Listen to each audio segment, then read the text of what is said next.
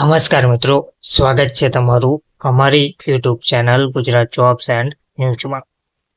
મિત્રો, કેન્દ્ર સરકાર દ્વારા ખેડૂત લોન ગેરંટી યોજના અમલમાં મૂકવામાં આવી છે.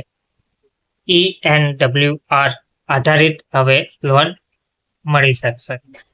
આ યોજના વિશે વિગતવાર માહિતી જોઈએ તો સરકારે ખેડૂતોને લણણી પછીની સરળ લોન આપવા માટે ₹1,000 કરોડની લોન ગેરંટી યોજના શરૂ કરી છે.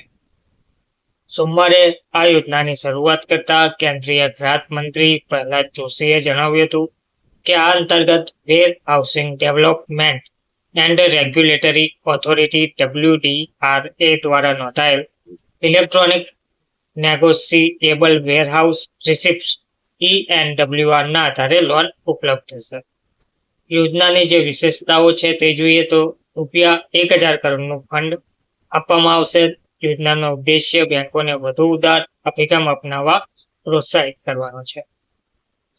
બીજું, ENWR દ્વારા લોન ખેડૂતો લણણી પછી ENWR ના આધારે સરળતાથી લોન મેળવી શકશે.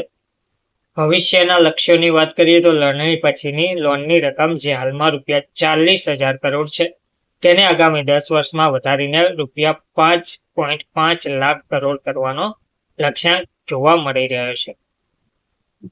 વેરહાઉસ રજિસ્ટ્રેશન વધારવા પર પણ ભાર મૂકવામાં આવ્યો છે.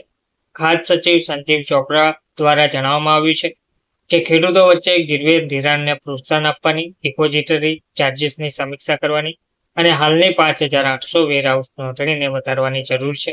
આ યોજના ખેડૂતોને લણણી પછીની નાણાકીય સુરક્ષા પૂરી પાડવા અને કૃષિ ક્ષેત્રને સશક્ત બનાવવાની દિશામાં એક મોટું પગલું ભરવામાં આવી રહ્યું છે. ધન્યવાદ.